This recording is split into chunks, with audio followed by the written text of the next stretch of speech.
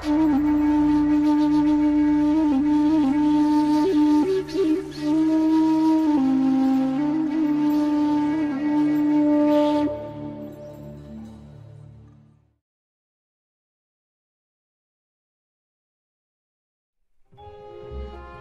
sommes en 1444. L'Empire ottoman atteint l'Europe et Ladislas III de Pologne, actuel roi de Hongrie, lance la croisade de Varna, destinée à repousser ces derniers. Il fait appel à l'ordre du dragon qu'il a créé dans ce but. L'un des membres de l'ordre ne répond pas à l'appel. C'est Vlad II, le prince de Valachie. En effet, cela pourrait déstabiliser sa position en Valachie et ouvrir la voie à des attaques, externes comme internes. Il estime également que ce n'est pas dans l'intérêt de son pays. Il a des bonnes relations avec l'Empire ottoman qu'il veut maintenir.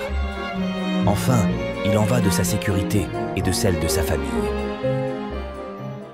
Durant l'une des batailles de cette croisade, Hunyadi, dirigeant de l'armée hongroise, se voit contraint de fuir.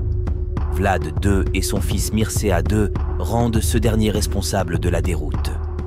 En conséquence, Hunyadi place son propre candidat, Vladislav II, membre de la famille rivale, sur le trône de Valachie. La place de Vlad II est prise. L'Empire ottoman n'ignore pas cet homme qui ne s'est pas laissé enrôler par cette guerre contre lui. Mourad II, fils de Mehmet Ier, sultan du vaste empire, lui offre le soutien des Turcs. En retour, il devra leur payer un tribut et leur confier ses enfants Vlad et Radu en gage de loyauté. Ils reçoivent une éducation de qualité. Leur sens de la logique est entraîné. Les langues et littératures turques et persanes, et en particulier l'enseignement du Coran, leur sont dispensés. Une bonne nouvelle leur parvient alors. Leur père, avec l'aide de Mehmet II, a réussi à reprendre le trône de la Valachie à Basarab II. Ici prend fin le rôle que jouera Vlad Dracul en Empire ottoman. Il n'en est rien pour celui de Radu. Nous sommes en 1447. Vlad II est en paix avec l'Empire ottoman et Jean Hunyadi ne l'accepte pas, faisant de lui un ennemi. Il envahit la Valachie, forçant son dirigeant à fuir. Vlad II périt cette année lors d'une embuscade dans un village proche de Targovichte. Hunyadi replace Vladislav II, son fidèle, sur le trône de Valachie. C'est à ce moment-là que Radu le Beau se convertit à l'islam et est autorisé à entrer dans la cour impériale ottomane. Hunyadi se lance ensuite dans une campagne contre l'Empire ottoman en 1448. Vladislav II y participe également, et c'est une occasion pour Vlad III de s'emparer du trône. En tête d'une armée ottomane, il marche vers la Valachie. Sa tentative est un succès, temporaire. Vladislav II l'enchasse 2 mois plus tard, au retour de sa campagne. Vlad III est forcé de fuir en Empire ottoman. Il vit plusieurs années en exil en Moldavie, où il se lie d'amitié avec Étienne III de Moldavie, que l'on soupçonne d'être son cousin. Un événement très particulier se produit alors. Mehmet II vient de prendre Constantinople et Radu, le frère de Vlad Tepes, y a participé activement.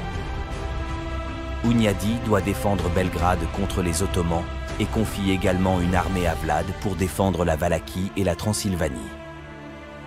Au lieu de cela, par l'aide de Mathias Corvin, fils de Jean Hunyadi et roi de Hongrie, il reprend le trône de Valachie. Étant vassal de l'Empire ottoman, il leur paiera un tribut. Petit à petit, son allégeance aux Ottomans se dissipe. Il commence par arrêter de payer le tribut, 3 ans durant. Selon Tursun Beg, secrétaire de la cour ottomane, il se retourne réellement contre Mehmet II en 1461, quand les espions ottomans rapportent au sultan des négociations entre Vlad et Corvin. Le sultan lui envoie son émissaire Yunus Bey, lui ordonnant de venir à Constantinople. Il envoie aussi Hamza, bey de Nicopolis, pour capturer Vlad sur le chemin à sa sortie du Danube. Vlad découvre cette ruse et fait exécuter les 2 Turcs. Mehmed II se prépare à envahir la Valaquie. Il dirigera lui-même cette expédition punitive. Ses janissaires sont plus nombreux que toute l'armée de Vlad III. À ses côtés se trouve Radu, qui, à 22 ans, a su acquérir une bonne réputation à la cour. En récompense de sa loyauté, Mehmet le placera sur le trône de Valaquie après la défaite du traître. Nous sommes en 1462 et l'armée ottomane, avec Radu en tête, marche sur la Valaquie. Vlad III prend la fuite vers la Transylvanie, mais laisse à ses ennemis un spectacle d'horreur. 20 000 de leurs semblables, empalés ou brûlés, formant une forêt de cadavres. Un spectacle peu soutenable pour les Ottomans qui le voient. Vlad III défera plus tard les forces ottomanes lors de l'attaque nocturne de Targovitchte, en campagne de guérilla. Radu et ses fidèles marchent le long du Danube, cherchant du soutien pour remplacer son frère. Les habitants de Bucarest et de Targovitchte, atteints de la cruauté de Vlad, se joignent à lui. Il attire également la sympathie des boyards, aristocrates orthodoxes des pays non grecs, en leur promettant de restaurer leurs privilèges et de ne pas les punir pour leurs actions passées. Il promet un règne doux et une paix durable.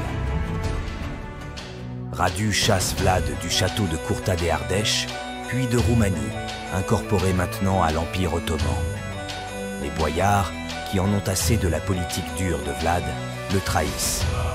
Pris au dépourvu, il fuit en Hongrie, où il implore l'aide de Mathias Corvin, son ancien allié. Grossière erreur. Ce dernier, par de fausses accusations de trahison, le fait jeter au cachot.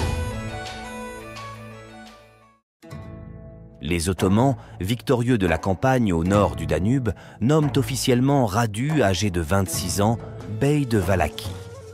Ce dernier lancera des raids sur la forteresse de son frère et verra les Sipahi ottomans prendre pied dans le sud de la Roumanie.